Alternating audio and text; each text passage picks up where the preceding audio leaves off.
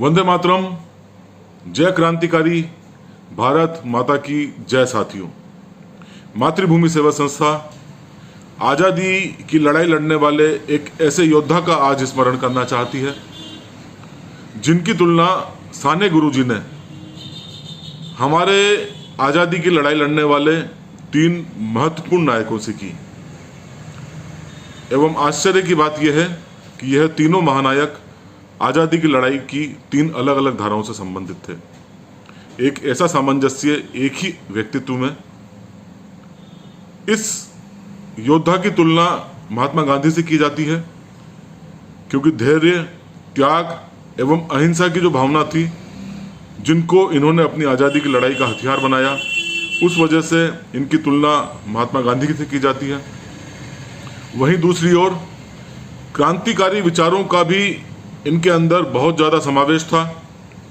यहाँ तक कि मानिक तल्ला जाकर इन्होंने हमारे क्रांतिकारियों के साथ कार्य किए। पेरिस जाकर बम बनाने की एवं हथियारों की अत्याधुनिक प्रशिक्षण इन्होंने प्राप्त किया। यही कारण था कि अपने क्रांतिकारी विचारों के कारण इनकी तुलना विनायक दामोदर सावरकर से की जाती है।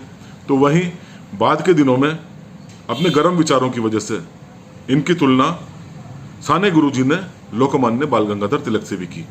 साथ ही साने गुरुजी ने ही इनकी तुलना अन्य त्रिमूर्तियों से की, अर्थात शिवा, छत्रपति शिवाजी, गुरु रामदास एवं संत तुकाराम। इतना महान व्यक्तित्व जिसका हम आज आपसे परिचय कराना चाहते हैं, इस व्यक्तित्व का नाम होता है पांडुरंग महादेव बापट, जिन्हें आज़ादी की लड़ाई में सेनापति की उपाधि तक दे दी गई। आप कल्पना कीजिए कितना ज़्यादा महान योगदान होगा इस क्रांतिकारी का, लेकिन इतिहास ने इसे भी गुमनामी के अंधेरों में रखा। पांडुरंग महादेव बापट, जिनका जन्म 12 नवंबर सन 1880 को अहमदनगर के पारनेर नामक स्थान पर हुआ, जो कि महाराष्ट्र में स्थित है। इनके पिता का नाम श्री महादेव एवं माता का नाम गंगाबाई था। बचपन से ही बहुत ही कुशाग्र बुद्धि के छात्र रहे। प्रारंभिक शिक्षा वहीं स्थानीय स्तर पर ही उन्होंने प्राप्त की। तदुपरांत यह new English high school Pune से इन्होंने 12वीं तक पढ़ाई की। मैट्रिक में इन्होंने संपूर्ण राज्य से 5वां स्थान प्राप्त किया। यही कारण था कि इन्हें इतनी ही अल्प आयु से ही छात्रवृत्ति मिलना प्रारंभ हो गया। छात्रवृत्ति मिलने का जो ये सिलसिला प्रारंभ हुआ, ये आगे भी नहीं थमा, क्योंकि इनकी बुद्धिमत्ता एवं परीक्षा में परिणामों के आधार पर इन्हें यदा कदा बार बार छात्रवृत्तियां मिलती रही, जिस वजह से ये शिक्षा के क्षेत्र में उच्च से उच्चतर स्थान प्राप्त करते गए। तदुपरांत इन्होंने जनवरी सन 1900 में डेक्कन कॉलेज पुणे में दाखिला लिया एवं यहीं से इन्होंने स्नातक की पढ़ाई की। लेकिन उसी दौर में पुणे में प्लेग फैला, इसलिए वो पुनः अपने जन्म स्थान आ गए। कुछ दिन वहीं रहने के बाद उच्च शिक्षा के लिए यह मुंबई चले गए एवं मुंबई में भी मंगलदास नाथुभाई छात्रवृत्ति इन्हें इनकी बुद्धिमत्ता एवं परीक्षा परिणामों में अव्वल आने की वजह से प्राप्त हुई। इस छात्रवृत्ति का इन्होंने भरपूर फायदा उठाया एवं और उच्च शिक्षा प्राप्ति के लिए यह स्कॉटलैंड चले गए। स्कॉटलैंड में ही राइफल्स क्लब में इन्होंने बंदूक की भी इन्होंने ट्रेनिंग प्राप्त की। इंग्लैंड यदि कोई भी क्रांतिकारी विचारधारा का व्यक्ति उस दौर में पहुंचता था, ऐसी मानसिकता जो भारत माता को गुलामी की बेड़ियों से मुक्त कराने से संबद्ध हो, और वह व्यक्ति वहां जाकर श्यामजी कृष्ण वर्मा से न मिले, विनायक दामोदर सावरकर से न मिले, तो यह संभव ही नहीं था। यहाँ इनकी मुलाकात श्यामजी कृष्ण वर्मा से हुई। श्यामजी कृष्ण वर्मा ने इनके जीवन में बहुत ही ज़्यादा प्रभाव डाला। कहा जा सकता है कि 2 ही व्यक्ति जिन्होंने इनको भारत की आज़ादी की लड़ाई के लिए प्रेरित किया, उनमें से एक थे श्यामजी कृष्ण वर्मा, तो दूसरे थे दादा भाई नौरोजी, जिनकी महत्वपूर्ण पुस्तक पॉवर्टी इन इंडिया अर्थात भारत में गरीबी से यह बहुत ज़्यादा प्रभावित हुए एवं इसी कारण यह आज़ादी की लड़ाई के लिए प्रेरित हो पाए। तो इंग्लैंड में श्यामजी कृष्ण वर्मा के सानिध्य में यह आंशिक रूप से क्रांतिकारी की गतिविधियों में भी शामिल हो गए। इनकी पढ़ाई भी जारी थी। शेफर्ड के सभागार में एक बार एक वाद विवाद प्रतियोगिता थी। उस वाद विवाद प्रतियोगिता में श्यामजी कृष्ण वर्मा ने इनको सामग्री उपलब्ध कराई। उसी सामग्री से इन्होंने अपना भाषण तैयार किया और यह भाषण इतना उत्तेजित करने वाला था, हमारे क्रांतिकारियों को आज़ादी की लड़ाई के लिए इतना प्रेरित करने वाला था कि तुरंत इनकी छात्रवृत्ति को समाप्त कर दिया गया एवं एक कुशाग्र छात्र के रूप में मिलने वाली तमाम सुविधाओं को इनसे छीन लिया गया। भारत माता की आज़ादी की लड़ाई के लिए क्रांतिकारियों को आज़ादी के लिए प्रेरित करने की अंग्रेजों के दृष्टिकोण से तो ये सजा थी, लेकिन निश्चित रूप से यह एक इनाम दिया गया इस महान क्रांतिकारी को। इस घटना ने इनके जीवन पर इतना ज़्यादा प्रभाव छोड़ा कि अब ये खुलकर क्रांतिकारी गतिविधियों में न केवल शामिल हुए, बल्कि वीर सावरकर से इन्होंने क्रांति की अलग अलग तकनीकों की जानकारी प्राप्त की। क्रांति की विशेष शिक्षा लेना इन्होंने प्रारंभ किया। इन्हें इनके योगदान की वजह से और इनके समर्पण की वजह से ही पेरिस भेजा गया ताकि यह बम कौशल में निपुण हो सके। 1908 जब यह प्रशिक्षण कर वापस लौटे तो इनके बम मैनुअल के साथ क्रांतिकारियों को 2-2 बंदूकें वितरित की गई एवं प्रेरित किया गया कि इन्हीं के समान वे भी क्रांति की गतिविधियों में खुलकर आगे आए एवं भारत माता को गुलामी की बेड़ियों से मुक्त कराने के प्रयासों में जुड़े। खैर, जैसा कि मैंने पहले ही कहा, बहुमुखी प्रतिभा, अलग अलग क्षेत्र में अलग अलग विचारधाराओं में इनका योगदान बहुत ही ज़्यादा उल्लेखनीय था। 1906 में कांग्रेस की दादा भाई नौरोजी की अध्यक्षता में इन्होंने एक क्रांतिकारी लेख लिखा, व्हाट शैल कांग्रेस डू, एवं 1907 में ही इनका एक और कालजयी लेख प्रकाशित हुआ 100 वर्ष बाद। इन दोनों लेखों ने हमारे आने वाली आज़ादी की लड़ाई की दशा में बहुत ज़्यादा मार्गदर्शन किया, हमारे स्वतंत्रता सेनानियों का, हमारे क्रांतिकारियों का। अब यह अपने क्रांतिकारी उद्देश्यों को लेकर आगे इंग्लैंड में श्यामजी कृष्ण वर्मा एवं वरिष्ठ साथियों का निर्देश था कि भारत भूमि पर जाकर प्रत्यक्ष रूप से क्रांतिकारी गतिविधियों में भाग लेना है। अतः यह विनायक दामोदर सावरकर के साथ पुनः भारत आ गए। भारत में आते ही ये विभिन्न स्थानों से होते हुए क्रांति के उस केंद्र पर जा पहुंचे, अर्थात कलकत्ता मानिकतल्ला, जहां पर हमारे अन्य क्रांतिकारी साथी बम बनाने की गतिविधियों में सक्रिय थे, क्रांतिकारी गतिविधियों में सक्रिय थे। यही कारण था कि कलकत्ता एवं बंगाल ही नहीं, संपूर्ण देश की ब्रिटिश पुलिस की नज़र इस क्षेत्र विशेष पर बहुत ज़्यादा थी। इसी दौर में मानिकतल्ला से कई क्रांतिकारी गिरफ्तार कर लिए गए। दुर्भाग्य से नरेंद्र गोस्वामी नामक एक मुखबिर अंग्रेजों के साथ हो गया एवं उसने हमारे कई क्रांतिकारियों के बारे में जानकारियां अंग्रेजों को मुहैया कराई। अतः यहाँ से सेनापति जी इंदौर चले गए, ब्रिटिश पुलिस की नज़रों से बचते बचाते, एवं आने वाले 4 सालों तक यह क्रांतिकारी की गतिविधियों में सक्रिय रहे एवं किसी भी ब्रिटिश अधिकारी एवं पुलिस के हत्थे नहीं चढ़ पाए। किंतु 4 साल बाद इन्हें इंदौर से गिरफ्तार कर लिया गया। किंतु नरेंद्र गोस्वामी, जो कि मुखबिर था, उसकी हमारे क्रांतिकारी साथियों द्वारा हत्या कर दी गई थी।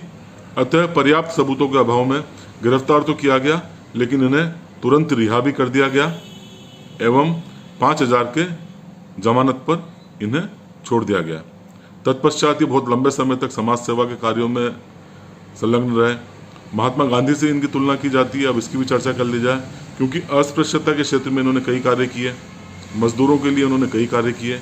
11 नवंबर सन 1914 में जब इनको पुत्र रत्न की प्राप्ति हुई तो तात्कालिक समाज में इन्होंने नामकरण में सर्वप्रथम ब्राह्मण की जगह हरिजन को भोजन करवाया। यह एक क्रांतिकारी सुधारक की दिशा में बहुत ही क्रांतिकारी प्रयास था, जिसकी कई लोगों ने सराहना की, लेकिन तात्कालिक समाज में इसकी काफ़ी विरोध भी इनको झेलना पड़ा। खैर, अपने मिशन में यह निरंतर सक्रिय रहे। एक क्रांतिकारी के जीवन में कैसे कैसे विकट मोड़ आते हैं। 4 अगस्त सन 1920 को इनकी धर्मपत्नी का देहांत हो गया, लेकिन उस समय वह मुंबई में चल रहे मजदूरों एवं श्रमिकों की हड़ताल में महत्वपूर्ण रूप से भाग ले रहे थे, जो कि 2 अगस्त सन 1920 को ही प्रारंभ की गई थी। इस हड़ताल में इन्होंने, यदि ये, क्योंकि नेतृत्व करता थे, यदि इस हड़ताल से ये हट जाते तो निश्चित रूप से सफलता जो नज़दीक थी वो सफलता असफलता में परिवर्तित हो जाती। अतः पत्नी के देहावसान का वज्र भी अपने सीने पर झेलते हुए इन्होंने मजदूरों के लिए एवं श्रमिकों के लिए अपनी लड़ाई जारी रखी। 1 सितंबर को यह आंदोलन के रूप में चौपाटी पहुंचे। हड़ताली मजदूरों की बातें मान ली गई। इस प्रकार विभिन्न विकट परिस्थितियों का सामना करते हुए भी इन्होंने सफलता को अर्जित किया। तत्पश्चात इन्होंने दामोदर सावरकर जी के साथ मिलकर काला पानी में हो रही अमानवीय यातनाओं के विरुद्ध गांव-गांव, घर-घर जाकर एक हस्ताक्षर अभियान प्रारंभ किया, जिसमें विरोध, काला पानी की सजा का विरोध दर्ज कराया गया। अधिक से अधिक लोग विरोध दर्ज कराएं ताकि ऐसी अमानवीय यातनाएं हमारे क्रांतिकारियों को न दी जाए। अब एक ऐसा आंदोलन जिसकी वजह से सेनापति बापट को जाना जाता है, मुसली आंदोलन। यह एक बांध परियोजना थी, महाराष्ट्र का एक स्थान था। यहाँ पर हमारे इस क्रांतिकारी ने गांधीवादी आंदोलन के माध्यम से अपनी लड़ाई लड़ी, क्योंकि आसपास के 54 गांवों के किसानों की जो संपूर्ण क्षेत्र था वह डूबता नजर आता था इस परियोजना में। अतः 1 मई सन 1922 को इस आंदोलन की वजह से बापट को गिरफ्तार कर लिया गया। यह 6 माह यरोड़ा जेल में रहे, फिर जेल से छूटने के बाद पुनः घर घर गांव-गांव जाकर काव्य पाठ के माध्यम से, प्रभात फेरियों के माध्यम से इन्होंने पुनः किसानों को जागरूक करने का प्रयास किया एवं इन्होंने एक महत्वपूर्ण नारा दिया, अब गप मारने के दिन खत्म हुए, बम बांधने के दिन प्रारंभ हो गए। ऐसे ही क्रांतिकारी विचारों की वजह से इन्हें 23 अक्टूबर सन 2023 को पुनः गिरफ्तार कर लिया गया। हालांकि कई प्रलोभन भी दिए गए टाटा द्वारा। प्रारंभिक दिनों में तो अनाधिकृत रूप से कई किसानों की जमीनों पर वैसे ही अधिपत्य स्थापित कर लिया गया था, जिनका विरोध किया, लेकिन अगले वर्ष तक मुआवजे की मांग, एक प्रलोभन दिया गया। अतः कुछ समय बाद यह आंदोलन कमजोर पड़ता हुआ दिखाई दिया पुनः, लेकिन फिर भी बापट जी ने अपने हाथों से इसके नेतृत्व को जाने नहीं दिया। एवं रिहाई के बाद जब दोबारा इनकी रिहाई हुई तो रेल की पटरियों पर ये जा पहुंचे अपने साथियों के साथ। रेल रोको अभियान प्रारंभ किया इन्होंने एवं एक क्रांतिकारी दृश्य जो देखने को मिलता था जब ये रेल रोकते थे, इनकी कमर में हथियार बंधे हुए होते थे, एक हाथ में तलवार होती थी, एक हाथ में पिस्तौल होती थी, सिर्फ धोती पहनी हुई होती थी एवं पूरे क्रांतिकारी स्वरूप लेकर यह मुखर रूप से रेल रोको अभियान इन्होंने प्रारंभ किया। परिणाम स्वरूप ऐसी क्रांतिकारी गतिविधियों की वजह से इन्हें पुनः गिरफ्तार कर लिया गया एवं 7 साल की जेल दी गई। इस बार इन्हें इनके अत्यंत उग्र प्रदर्शन की वजह से 7 माह तक सिंध हैदराबाद में जेल में अकेले ही रखा गया। किंतु आज़ादी का ये मतवाला किसी भी यातना से, किसी भी संघर्ष की स्थिति से पीछे हटने वाला नहीं था।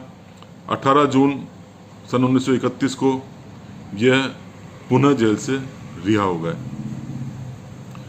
अब यह महाराष्ट्र कांग्रेस के अध्यक्ष चुने गए।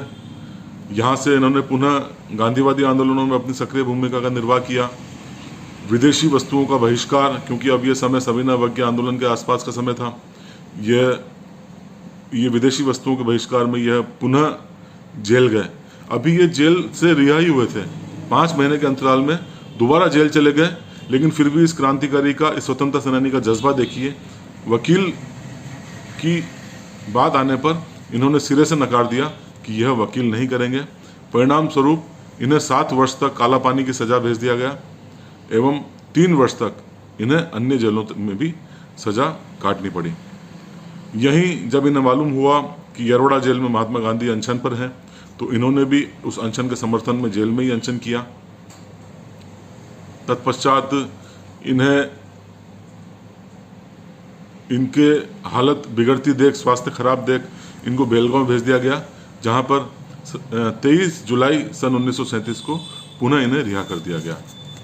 अब 1937 का दौर, इनके जीवन में एक अन्य मोड़ भी आता है। नेताजी सुभाष चंद्र बोस के फॉरवर्ड ब्लॉक की स्थापना कर दी गई थी।